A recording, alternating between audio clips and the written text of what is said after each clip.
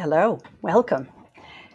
I'm so glad you joined us for Tips for the Transition, the Career Roadmap. I'm Maria Tomás-Keegan, and I created this show to share resources, tips, and practical strategies that help women navigate career and life challenges and to know they're not alone. So each week, my guest and I co-create a show to encourage women to be more confident, resilient, and brave in their career and life choices. We live stream this show every week on YouTube, LinkedIn, and Facebook, and soon on Roku, Apple TV, and Amazon Fire TV. We are so excited about that. And if you prefer to listen to your favorite shows, you can find us also on all the podcast channels. So if you are inspired by something you hear today and you want more of the same, subscribe, leave us a comment, and share your favorite episodes so we can create more ripples for women around the world. And don't forget, check out the show notes for ways to connect directly with my guest and me. So we're going to talk today about something that happens to all of us, change, and something we all get to do, choose. So when life shifts or you experience a career upheaval, what's the most challenging part for you? Do you panic? Or are you like a deer in headlights, frozen, can't move, stuck? Today, I'm going to introduce you to Nicole Devlin, and we're going to chat about those transition challenges and how they can zap your power to choose what we want next. Nicole is a life coach, teacher, and speaker whose passion comes from 30 years' experience guiding intelligent professional people and small businesses to succeed powerfully in whatever life and vocation they choose. Her corporate experiences range from chief of staff, sales manager, director of marketing and communications, and operations. So Nicole also trains on conflict resolution, teamwork, and assertive communication. And with this broad range of skills combined, in her magical way, she helps people transition and align with their purpose and professional goals, motivating her clients out of scarcity and into living their dreams. Now, who doesn't want that? But to do that successfully, we need to be aware of the power within us to choose how we transition and how we show up and how we teach others how to treat us, making the transitions we experience easier. So let's get started. Nicole, welcome. Thank you. Thank you, Maria. So good to You be are here. you are so welcome. I'm just delighted that you are here with us today. So let's get started. I want to start with a little of your backstory, as I start with many of my guests. What Mhm. led you to do the work you do now? Well, change, right? I mean, that's the ultimate answer, short and sweet, to that question. But beyond that, or the backstory of the backstory, is that in fact, I was a very sort of, let's call it typical, person in my era growing up, went to college, got a job, was content to do that job, have that experience. And then change was quote unquote forced on me. Change was something that I wasn't planning on. And so as things shifted in the company that I work for, I started to look at did I want to work for this company for a long time? And if not, what else was I going to do? What else did I know how to do? And so the first part of a transition was for me to look at what I liked doing, because a job is a job and I liked some of what I was doing in that job, but it didn't fully complete the picture. And it definitely wasn't purposeful. So I left that job to become a personal trainer.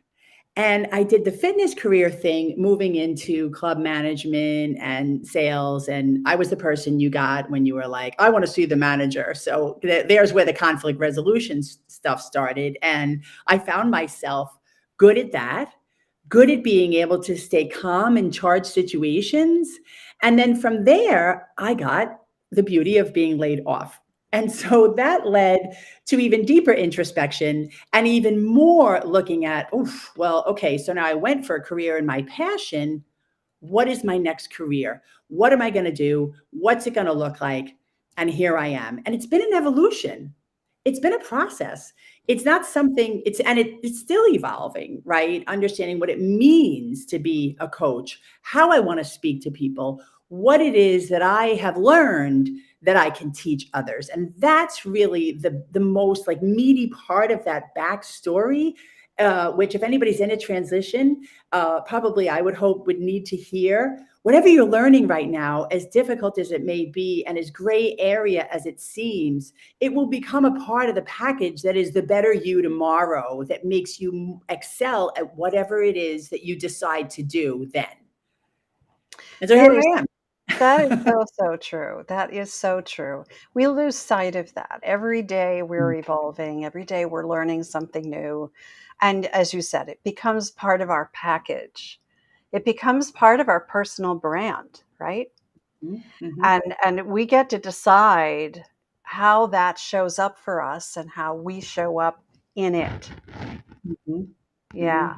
Yeah, I Absolutely. love that. Absolutely. Yeah. Yeah. The showing up is everything, as you know. I mean, the showing up when you feel like it, the showing up when you don't feel like it, the showing up when you want to and you feel like you're on top of your game, the showing up when you feel like a big fat loser. It really, the action part of life really, that's such a big part of it, because Mhm. if I did everything according to how I feel rather than a sense of responsibility for showing up, I would probably do nothing but eat donuts all day.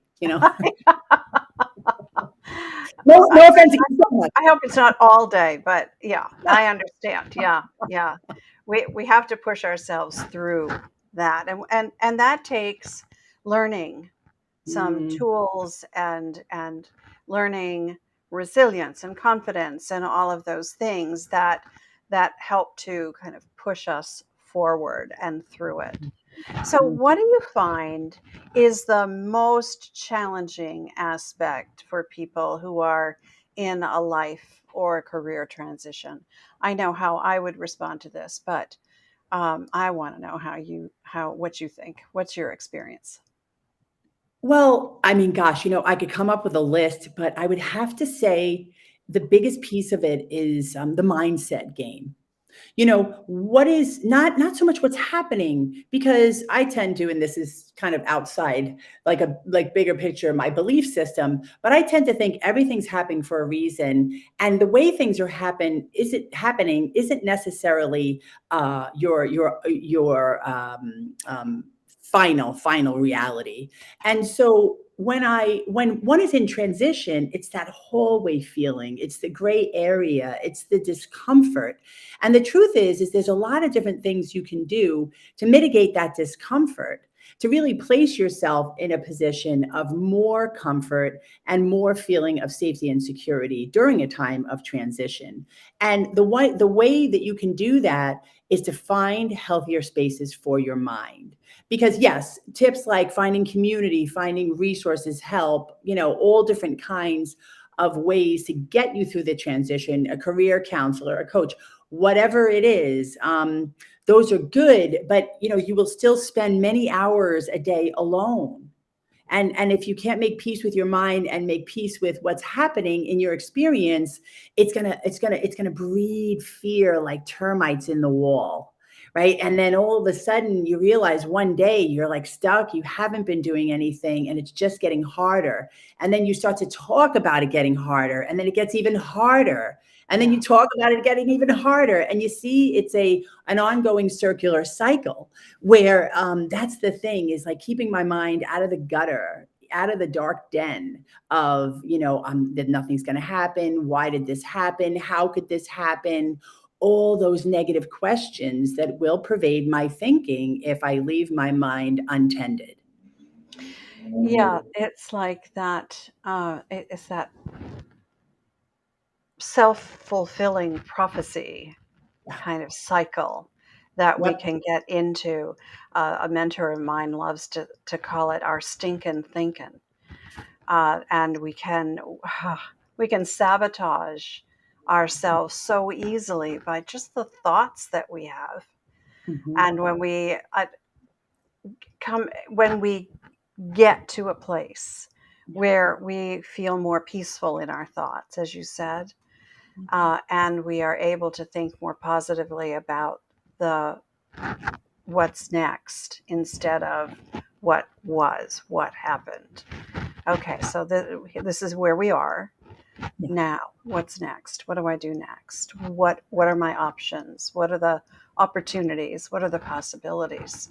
And when we start thinking more like that, that motivates us and it gives us some momentum. Hmm. Yeah. And doors The open. mindset game, you're so right that is a huge it starts there, I think. Yes, I I believe think it so. does. You're right, there are a laundry list of challenges that we face when things are changing significantly for us in our lives or in our careers or both. When it happens to our career, it happens to our life, and vice versa. Exactly. Yeah, but yeah, so I totally agree. That's where it starts. If Yeah. we can kind of grab that and Mhm. keep that from going down the tubes, right? Down a rabbit hole, I like to say. Yeah. And I think the last time you and I spoke, you said something about correlating work to life. People spend so much time at work. And when something happens to transition them out of, especially a long term position, or that job, which is a big part of their identity, disappears, they're left with the big question, right? Which a lot of us are contemplating now, which I think is a beautiful thing. Who am I? Who Not am what I do now? Absolutely. Yeah. who am I now? Yeah. And in order to get to the next place of transition or stage in your life or the next step or the next evolution, one has to define that, I believe. I have to define who am I before I can properly define what do I want to do. Oh, absolutely. Absolutely. I think Mhm. there are three uh, foundational questions that when we find ourselves in this state of flux, who am I now? Absolutely has to be defined first. Mhm. What do I value most? What do I really care about now that things are Absolutely. changing? Mhm. And then what do I want that's Mhm. different than what I have? So I think when we and that is the way I work with my clients to get through those three really foundational questions before we can do any work at all on Yeah. what do you want next, right? Mhm. Yeah. Yeah, and defining your values as what you like and what you're interested in, that's big because Yeah. people often, as I did, separate their job or what they do from their values, and that's okay. Some people do that. That works. For me, once I actually sort of this what I do changed, I had to look at my values in order to define what I wanted to do next. And And that who was you wanted to become, right? yes. Yes. Yeah, because that Yes. we are always evolving. And the blessing and the curse of Mhm. change is that we're always evolving and Yep. change is always happening. Mhm. So you might as well embrace it and Yes. figure out how you want to how you want to navigate Mhm. this pretty constant thing in our lives. Yeah. Yeah, Yeah. 'cause it's gonna be Yeah. there, it's gonna be there, Yeah. and if And you I won't love that you said something. I wrote it down. I love this phrase you used. You learned how to stay calm in a charged situation. mhm, And that really is calm is one of it's kind of my underlying essence. That's yes, kind of who I am. But when things shift and change rapidly, I struggle to find that, to stay Mhm. calm in a charged situation. But that is it's a great aspiration, Yes. right? To Yes. find the way to do that, the way Mhm. to do that, and that will build resilience. It will build confidence. Yeah. Yeah. All And right. people, yeah, Go go ahead. ahead. No, I was No. going to say, people don't realize how much of everything is energy. And the Mm, energy of your mind and what you're thinking and what you believe and your attachment to inner purpose and values and who you want to become is emanating out of you and projecting itself onto your next experience, right? So if I sit and I'm worried and I'm fretting and I'm not calm, and in fact, like there might be a lot of opportunities, but I can't see them because I'm too wrapped up in myself. And that right. opportunity might be at the local cafe online. I just start talking to somebody. But when I'm free to be in the next step and be in the moment and be constantly defining in myself and feel comfortable in that place, so many things happen. Even when I just go out to the coffee shop or Right. go for a bike ride, I meet Right. endless opportunities. Yeah, it just kind of opens the aperture a bit, Yes, opens right? the aperture. Love that word. Right. When we are open, when we are open to receiving the possibilities, right? Mm. And we never know where they're coming from. You started talking about what happens internally with us. You and I have had this conversation about the power within, and you talk about that a lot. Help Mhm. us understand what you mean. What is it? Why do we lose it? And Mm. how can we overcome the lack of it? Those are probably three loaded questions, but yeah, give us your perspective on Okay. that. I'll try to take it on. Okay. So what is it? So let me go back to, I did not have, or I should say, I was raised, in with religious principles. Okay. And then once I hit adulthood, I detached from those principles because I felt like that didn't work for me. The practice, the traditions, the structure, anything else that went with that really wasn't, it didn't resonate deeply with me. So I moved away from it. And then I found myself in chaos a lot. I found myself making poor decisions. And what happened was, there was another change thrust upon me in my early 20s, which was to sort of clean up my life because I was creating a lot of drama and a lot of chaos to my body and my mind. And I was introduced to this idea that, there is this thing called higher self, higher power, and I could find it in my breath. I could find it in the day-to-day experiences. And, the truth is that since that time, which was about 30 years ago, I've continued to seek how to grow that feeling that I am powerful, that I am as high as I could be, not in the physical, high sense, but high meaning elated or energy. And then I also started to see, as I studied things like all different kinds of things. I mean, I'm telling you, I've done all kinds of crazy stuff for the purpose of growing and growing myself and changing myself. And what happened was, as I started to see things like, really, it was literally palpable and clear, was that when I neglected that power, i.e., I didn't take care of myself, I overthought and caused myself stress, I did things without managing time and felt chaotic. When I ignored that feeling that I was empowered, for lack of a better word, my life kind of went into the pot pretty quickly. It went down fast. And then I also got the sense that when I did simple things like looked at how I thought and felt and tried to change my perception, tried to educate myself about how my brain works, how my emotions and my brain work together, how to get more in touch with my soul and my purpose. And when I did those things, I felt more confident. I felt more good about myself. I felt more in touch with my purpose and values. And then again, it seemed that my experiences seemed to reflect that added confidence, that added esteem. It wasn't the other way around. In fact, if I was to look at my job, my experience, my man, where I live as being powerful, I would be waiting for trouble.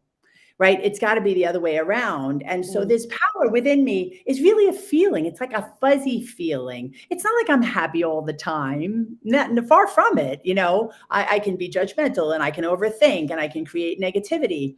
But by a simple practice of self-examination, acknowledging greater energy and greater powers, whatever their form looks like, it might be a deity, it might be, a conversation with you.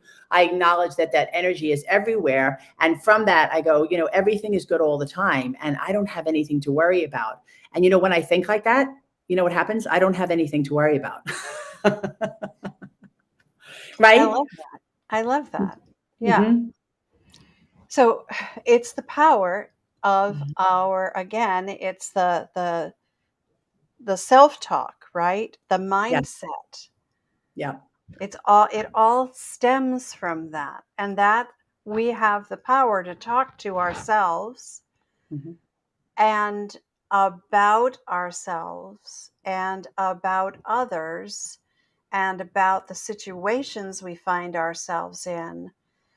We have a choice. We can talk about them negatively and be judgmental, as you said, or we can be more positive about it Mm-hmm. and feel the energy of that, Mm-hmm. right? Instead of the negative energy feeling heavy and Yes. weighing us down and taking us down that rabbit hole, Mm-hmm. or thinking about the situation in more positive ways. Mm-hmm. I have a very dear friend who always says to me, there's always a plus side to every situation. Yep. What is the plus side? It's like the silver lining, right? What's the plus side? And when Mm-hmm. you look for that, instead of dwell on the reality of the situation, because something happened, right? Yes. Yes. And So something that one didn't choose. Like, and just to 1 second, often, just right for just to talk about choosing, because I think this is that mindset thing. When I say everything that I say, people are like, oh, sounds easy, but what happens when something is thrust upon you, and let's say you're laid off and you have no savings and you've got a $5,000 mortgage and like a couple of kids in college, and you're scrambling because you don't know what to do next, and you don't know anything other than what you've done, and you're looking at all these numbers of things that have to be paid. Let me say that there's still the power of choice in there, and the choice is not like we never have control over those types of circumstances. Things are what they are. But what I'm trying to say is that what I do have control over is how I look at it. And the last thing that I know to do, see, I want to control it and fix it and manage it, and that just creates more stress.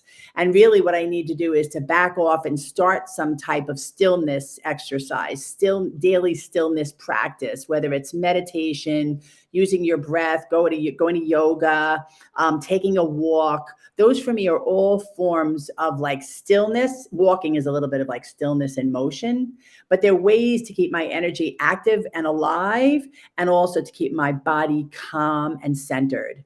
And I need those different energies to be able to find solutions, find the right work. right, right, right. So that you can think more clearly and Yes, that you can yes, be a solution finder instead of a problem seeker, that's right. right? Yes, Yeah, I love that. yeah, yeah. So, um, you and I have very similar backgrounds in that we were raised with a religious foundation. Mhm. Um, and now and I have walked away from the structure of that as well many years ago, but find myself in a more spiritual um, realm now. I have Mhm. very strong beliefs, Yes. but they're not they're not tied to any formal religion. But there's power in that as well, right? Mhm. It's an Mhm. inner power, it's an inner faith, Mhm. and it's a sense of no matter what happens, Mhm. I'm not giving up. No. No matter what happens, I believe that, everything happens for a reason. That's a belief of mine. A lot of Mhm. people laugh at me when I say that. Dear friends laugh at me when I say that. But I believe that. Everything happens for a reason. I may not know what it is at the moment, but that makes me feel like I have power. Mm-hmm. Mm-hmm. Yeah. So And it's why do we lose it? why do we lose the power? Why do we lose that sense of that power within? Why do we lose it? I mean, that's a great question. And, I talked to this woman yesterday who does this program for kids. And she says things like, she told me that, like, if you were to go into a classroom of children and ask them, like, are you a genius at 5 or 6? They'd be like, yeah. And by 7, they're like, oh, I don't know. I think she's really smart. Yeah, there's a process of maturation. And I don't know, I can talk about this till the cows come home. Is it society? Is it conditioning? Is it the media? Is it religion? Is it our parents? Is it us? Is it the way it's And it's supposed to be? all of those things. Yes, exactly. And the truth is that I don't know that like I certainly can't define a moment where someone sat me down and said, this is how you know you're powerful, and this is how you should Right. practice Right. owning that power or having that power. And my mother was a liberated single woman with 3 children in the early 70s, having to have a job, right? And with a ex-husband who didn't show up. Right. So it's not like I was a witness to something that, like, didn't show me power. Right. Especially as far as women and women in the workplace and women, I'm woman, hear me roar kind of stuff. But, the losing it is really like, it's doubting that thing inside of me, that thing whatever it is that you call it, or however it makes sense to you, right? Like, a part of your core belief is everything happens for a reason, which acknowledges greater energy. My core belief is that, like, there's energy around me, in me, above me, beyond me, beside me all the time. It's pulsing, it's energetic, and I just need to notice it and act upon it, or be still within it. And the thing is we live a lifestyle that's constantly distracting us from being, and constantly distracting us from stillness, and constantly telling us that the most important thing is how we reason and analyze.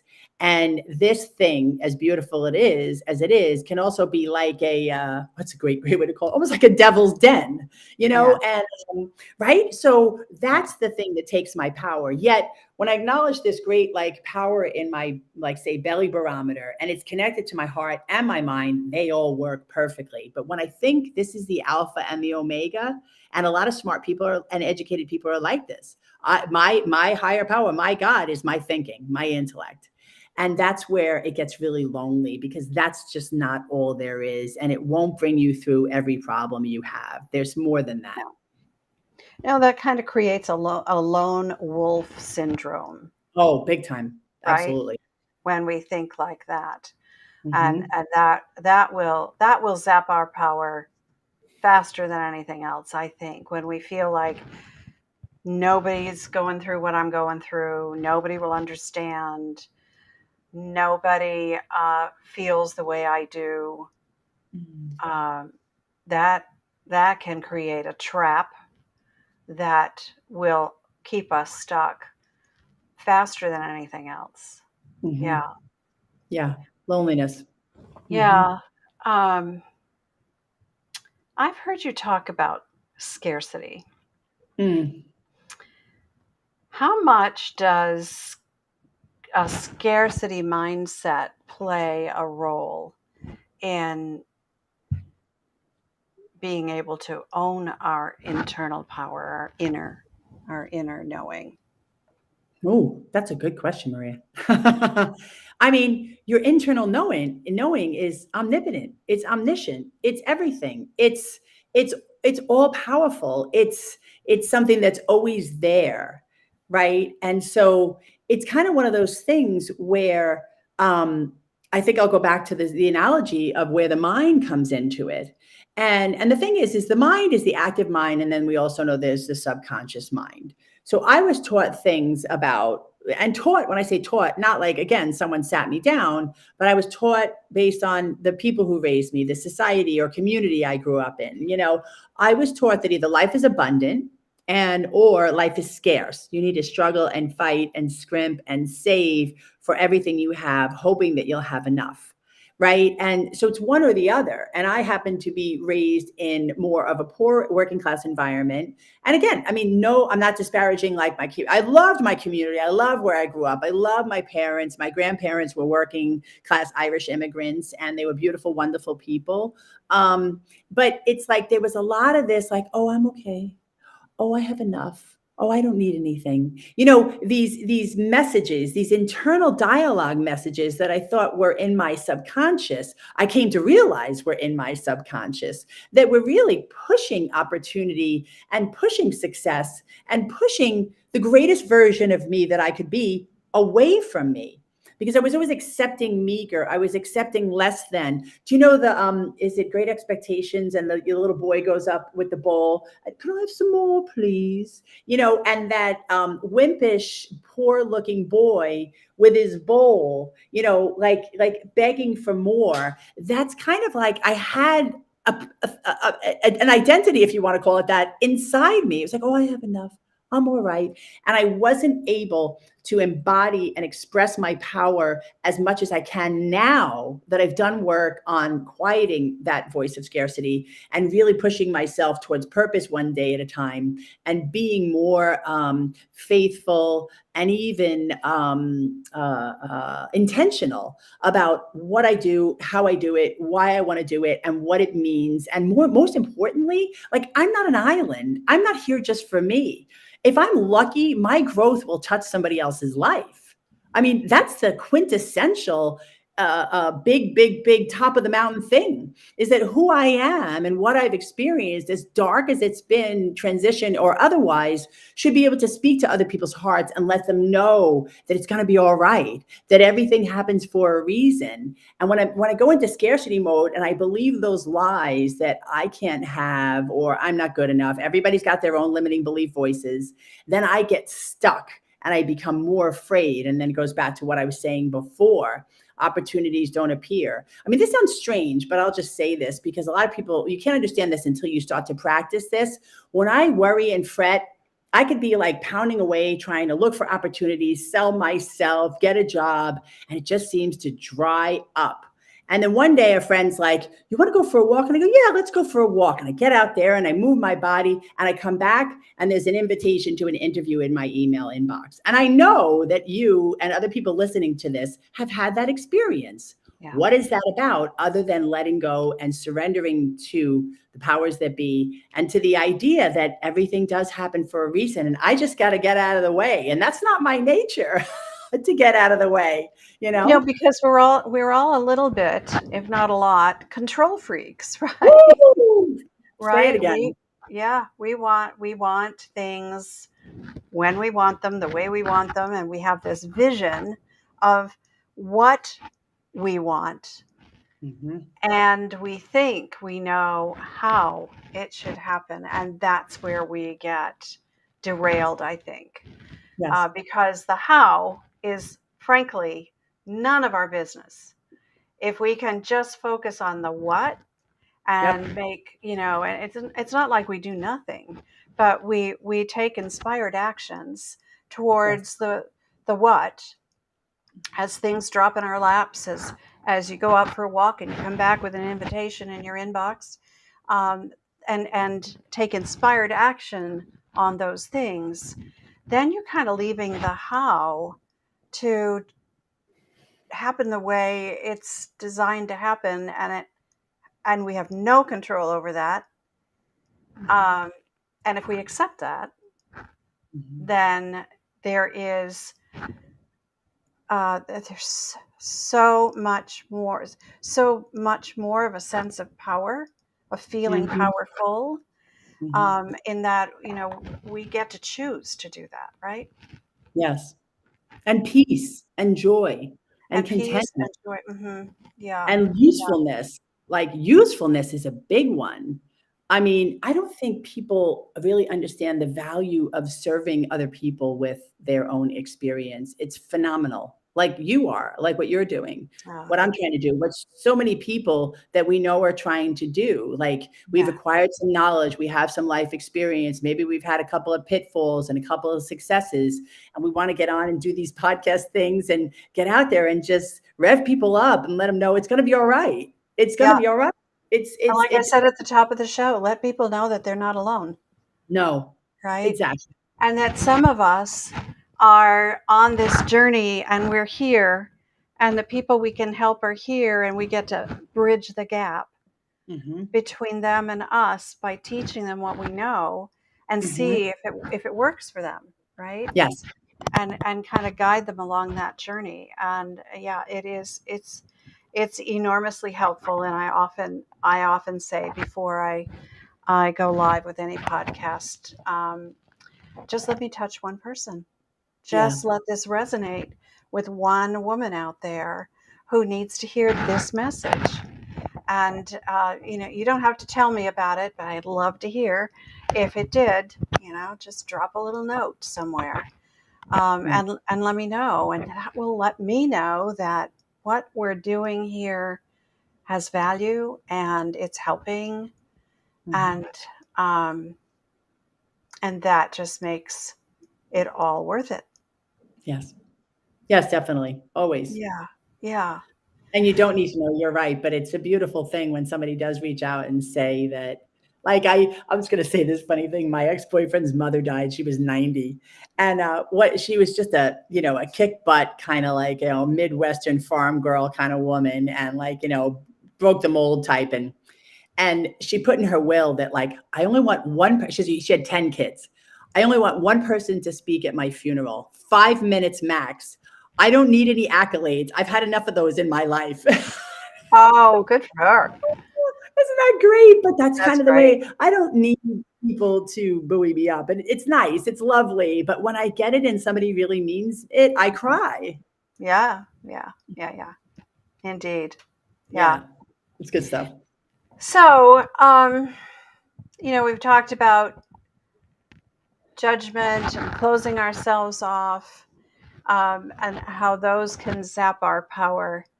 Mhm. What do you think about it? It's what I think of as the polar opposite of that, would be love and maybe listening.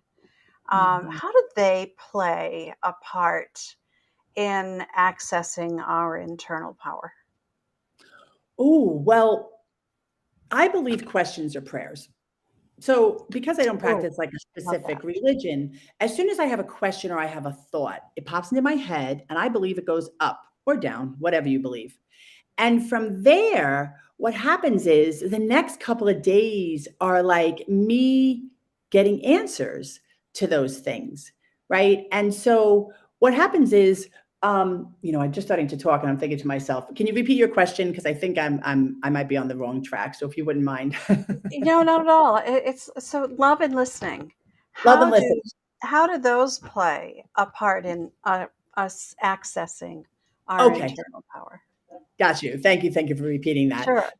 And so by my nature, I think a lot and I talk a lot. Right. And then there was a part of when I was younger, it was like it became this self-absorbed bubble where that was more important for me to talk and say things. And I connected with people because I like people, but it wasn't the ultimate way to be, because ultimately what I needed was to connect with people by listening more, by loving them, by trying to love them even when I didn't like them. And so, for example, like, this idea of, loving and listening is very, very powerful because I can get out of the way. And going back to this idea, I sort of split my answer here of the way I think and that like a thought is a prayer. If I'm talking, I'm not hearing the answers. And let's just say I'm helping somebody or I'm listening to somebody. A lot of times, Maria, it's the strangest thing. I could just be, and it doesn't even matter what I'm listening to. Like I could listen to a friend whose husband just died, and I've never even been married and don't have a husband. So he's definitely not dead, right? And the way she's talking and how she's talking and what she's saying is giving me answers to this thing that I have going on. And I would never realize it if I wasn't lovingly present and capable of not just closing my mouth. That's half the battle. Because the other half is shutting my mind down to be able to really hear people, really be present. Like that bothers me that I forgot your question because, in these types of scenarios, you're a bit, it's a little bit like, oh, what's the answer? And, for a minute you have to stop yourself and then you forget the question and you say, did I not listen to her? But I did, but it's again, the mind and the energy that love and listening bring me answers that I don't even know I'm looking for in my life. And the listening part, I think, is so powerful when it is paired Mhm. with no judgment, Oh, yes. right? So we're listening with love, right? And we are not passing judgment on how she feels, what she's saying, what she's going through, how Mhm. she's going through it. She might be struggling, and we might be thinking, "Oh, she doesn't need to judge. She should be over this by now," right? Uh-huh. Passing judgment, right? If we could just be Mhm. present, as you said, be present for her in wherever she's at, right? Mhm. And not passing judgment, which is being loving, right? Yes. Yes. Yeah, yeah. Um, and that, when we are sitting in that space, Mhm. I think we are absolutely in our power. Yes.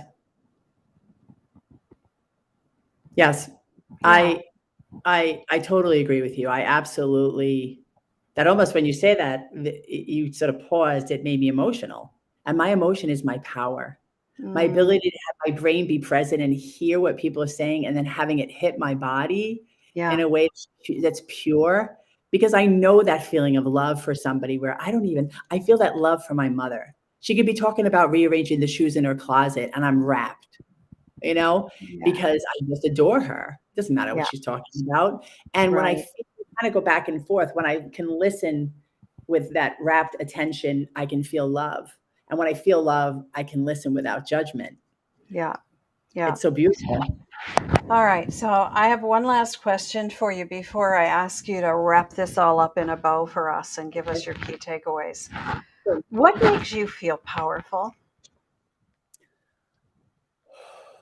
Well, mm, for the most part, two things. I have a very strong body. And the earlier part of my life, I really polluted my body. I didn't have any sense of how important it was, the channel my body was, the house that it was, and I disrespected it. And so for me, taking care of it is, and I go in and out of it, because I like come from people who love bread and butter and cheese and ice cream and cookies, and it's like, but the more I honor my body by like feeding it, moving it, loving it, I feel really powerful. And I feel like people can see it in me as well. And so Mm, that's a thing. But also the bigger part of it is really that basic understanding that I alluded to before, that no man is an island, so to speak. And my life gets better and better the more I think about other people and how to meet their needs. Not taking care of people. I'm not a caretaker, but I right. have, I guess, what one might call even a maternal instinct. And I listen to a lot of younger women who are troubled, having difficulties, whatever, around relationships, money, and there's a real catharsis to that. There's a real sense of grounded purpose about my entire life when I can share things that have happened to me, and they have that feeling, Maria, back to the initial part, that they're not alone. Yeah. Yeah. Yeah. There's great power in that. Yes, Right. Thank you for sharing that. I appreciate it. my pleasure. All right. So we get to this point in every episode. I'd love to just continue this conversation. But would you share with us? We call this show Tips for the Transition for a reason.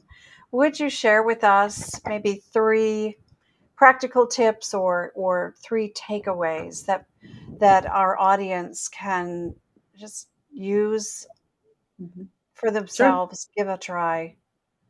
of What's course. your first one? So the first thing I would say is stay focused, and stay focused in stillness and stay focused in activity. And so what that means is very, very simply find something you can do on a daily basis where you're still and sitting with yourself and just being and feeling. Doesn't matter if it's 5 minutes in a chair. Take a bunch of deep breaths. If it has to be less than a minute and 10 breaths, whatever it is, connect with your body and do your best to connect with the present moment. But that focus also the I have energy, right? So there's focus and stillness, but then there has to also be a balance of focus on activity. So keep yourself moving and let the life or the energy of life flow through you through movement, through walking, or if you're an active exerciser, keep that up. I swim, I walk, I rode my bike today. Just even getting outside to breathe the air and just feel active. So that's my first tip. And go ahead. Okay. I love that. So it feels like a an oxymoron, right? Stay focused in stillness and keep moving. Yes. So understanding, I think it's really important for everyone to understand what you mean by that. It's stillness of mind, Yes. not stillness of body. It's kind of Yes. shutting things down so that you are open to the possibilities that can flow in, right? Yes. Yeah. That's cool. Yeah. Yeah. All right. What's number two? Number two, envision or define an outcome. Because this is important because the mind is powerful. And if you dream, I don't know who said it, but if you dream it, you can begin it. Right. So when you visualize where you want to go, when you say to yourself, this is where I'd like to be next. And even just, identifying, what car am I driving? Who am I with? Who's around me? What kind of people am I working with? What do they look like? Am I going to work or working from home? Everything from how your life is outside of work, picture that. And when you're in a place of trouble, picture that outcome, picture that vision, because your mind has great capacity to envision and great creativity. And if you allow it to flow to these wonderful dreams that you have, you're going to figure out how to get there. Right. Just, put your mind on that picture, keep putting your mind on that picture, especially when you're afraid and you feel limited. Just keep putting your mind on that picture and doors will open. Yeah. And I like to suggest that if you write that down, Mm-hmm. Yes. if you start just kind of creating that picture in words, you can keep adding to it when it gets clearer for you. But having actually the practice of writing it down makes it more palpable, I think. Love Mm-hmm. that. Yeah. What's number three? Really, number three is like knowing what you want. Mm, Power is desire. And again, when the example I used before of like how I'm in here and I'm on the board and then I go and I take a walk. I forget that there's a little being in me that wants to play. And there's this person in me that wants to have fun. Of course, I want to have fun all the time, which is a little distorted or maybe delusional. But yet, I need to let that person out and have that person have desire. So at the same time that I like eating healthy, when there's a good cookie place around and I want a cookie, I'm going to go eat the cookie, and like, I need to remember that again, in the same way mindset has its own power, so does the feeling of desire, wanting what I want and just actually achieving or going after or accepting what I want. So going out for a night dancing, I mean, I've had to learn this when I felt like I didn't have money to spend or I was scarce with funds and someone invite me out and I'd be like, I don't have the money. I would probably spend it anyway nowadays, just because I think it's the right thing to do. And again, it elevates my energy and it causes me to think more clearly and causes more opportunities to open up, including ones where I go have fun. yeah, exactly. Yeah. And that's just another way. The scarcity mindset can be a trap for so many. Mhm. It has been for me on and off for years. And it's one that we can fall back into, right? When things aren't going the way we thought they should be. I hate that word, but when we think that things should be different, because we're doing all the right things, right? But Yes. things aren't happening the way we think they should. Mhm. Yeah, we're closing ourselves off. Yes. So desire, you're so right. Desire is it's dreaming, right? It's figuring out, allowing yourself to dream. Yeah. And that's another thing I think a lot of people shut down.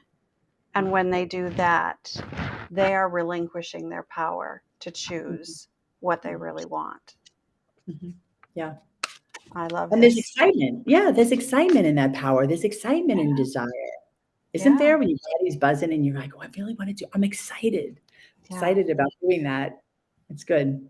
Keeps you Yeah. alive. It keeps you It ticking, keeps you does. It moving. does.